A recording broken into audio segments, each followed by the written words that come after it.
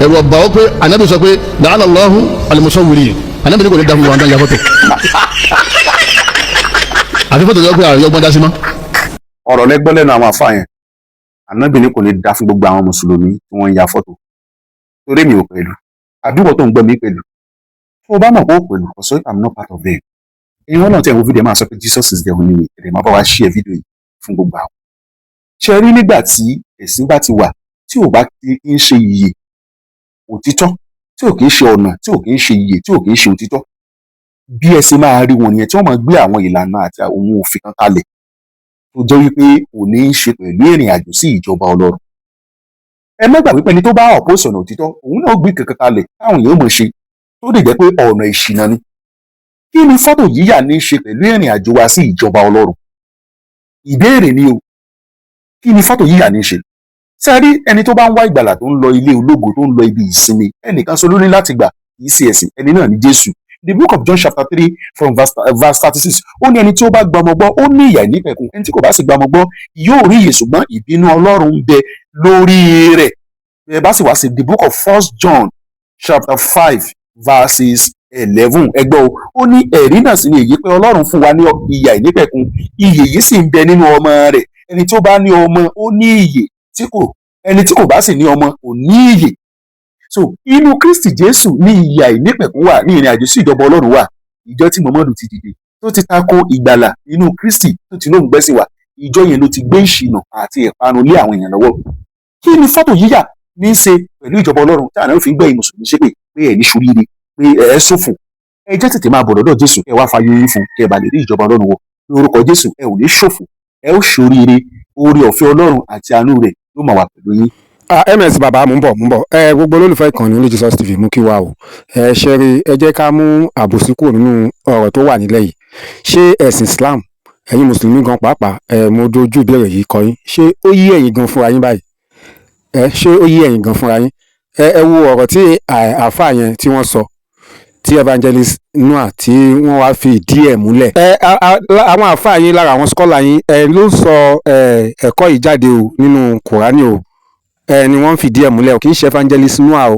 tó bá jẹ́ evangelist Noah ni ẹ máa sọ pé ó ń tú ìtúkùtù, ó ń parọ́, ó ń ṣègbà, ó ń ṣàwò.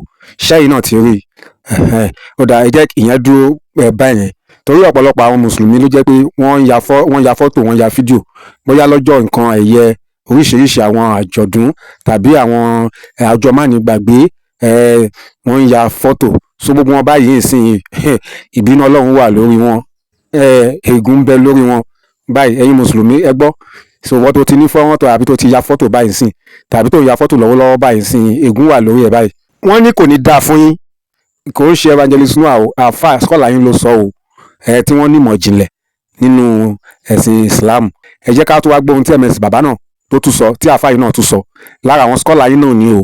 ó ní gbogbo ẹ̀yin mùsùlùmí pátápátá lè máa wọ inú iná, ní ẹ máa wọ inú iná, kò sí bóyá mùsùlùmí kan jẹ́ olódodo tàbí kò jẹ́ olódodo. Olúwa ti ṣàdéhùn wípé gbogbo apáta kò sẹ́ni tí náà ní fọwọ́ bà, àti ọmọ àlìjẹ́nà àtọmọ aná kò sẹ́ni tí náà ní fọwọ́ bà. Olúwa ní wa in minkum illa wariduha kana ala rabbika hatman maqdiya. kò sí ẹnìkan nínú yín o àfi kó jẹ́ pé yóò wọ náà jahannam. Olúwa dákun là wá, Olúwa dákun ṣàánú wa. kò sí ẹnìkan nínú yín, wa in minkum kò sẹ́nìkan nínú yín, kò bá jẹ́ mùsùlùmí kò bá jẹ́ kèfèrí, illa wariduha àyàfi kó jẹ́ pé yóò wọ iná o. kana ala rabbika hatman maqdiya. dandan lélẹ́yìí jẹ́ tolú ẹlẹ́dàá rẹ̀ tó ṣe ní dandan lórí ara rẹ̀ tó sì ní yọ ṣẹlẹ̀ kò ní ṣàìṣẹ. mo mọ̀ pé ọ̀pọ̀lọpọ̀ èèyàn ló máa rántí nígbà tí à ń ka àwọn aya yìí wípé gbogbo mùsùlùmí máa jóná. ọ̀pọ̀lọpọ̀ àwọn mùsùlùmí kan wọlé wọ́n ní irọ́ là ń pa, ìtukùtù là ń tú. òun ni àáfàá yín ti sọ yìí. ṣé ẹ fẹ́ sọ pé irọ́ náà ni àáfàá yín pa? èmi sọ fún yín wípé gbogbo nǹkan tá à ń kà pátá tá à ń ṣàlàyé fún ẹ̀yin mùsùlùmí òdodo ni, kò sí rọ́ńbẹ̀.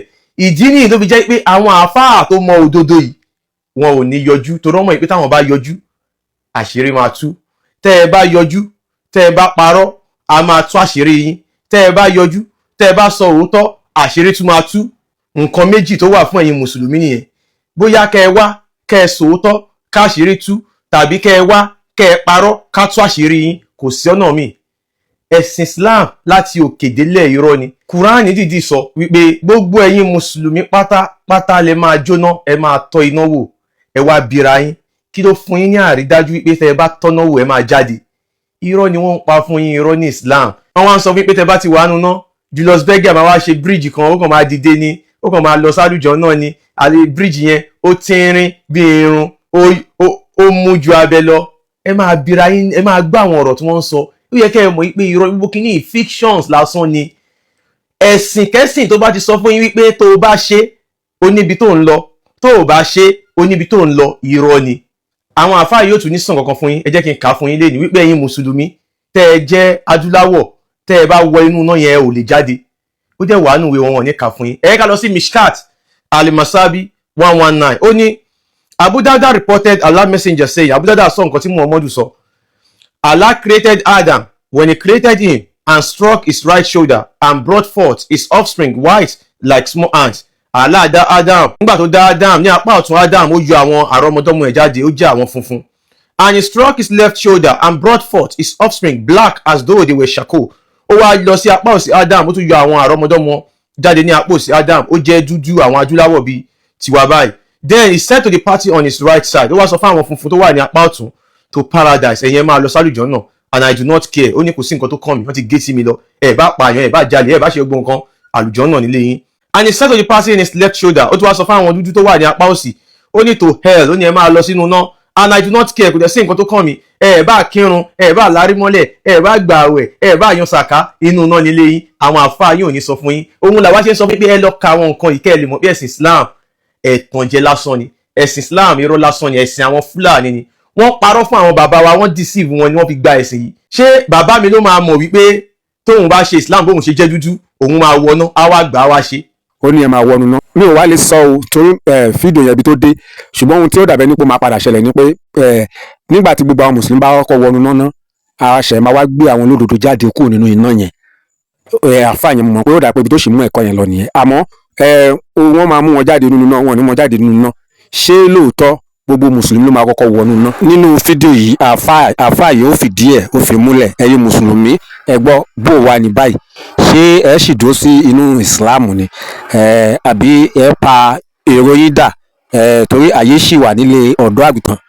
Jésù ń pè ọ́ pé kó máa bọ̀, so ọ̀dọ̀ Jésù nínú ẹni ìyè wà, òun nìkan ni ọ̀nà òtítọ́ o sí ìjọba Ọlọ́run. Yóò dára fún wa. Ẹ bá mi ṣíà fídíò yìí o, ẹ̀yin mùsùlùmí, ẹ̀yin náà gbé yẹ̀wò. Ní At Your Service TV a wà fún wa ní gbogbo ọjọ́, ní gbogbo ìgbà. Ẹ jọ̀ọ́ ẹ̀yin tẹ́ ẹ ti subscribe, ẹ subscribe sí At Your Service TV. Ẹ máa rí subscribe button yẹn ní ìsàlẹ̀ kó tó di pé ẹ kú lórí fọ́nrán yìí. Ẹ bá wa gbé ọwọ́ lé, kì í gba owó, kì í ṣèyàn ní jàǹbá.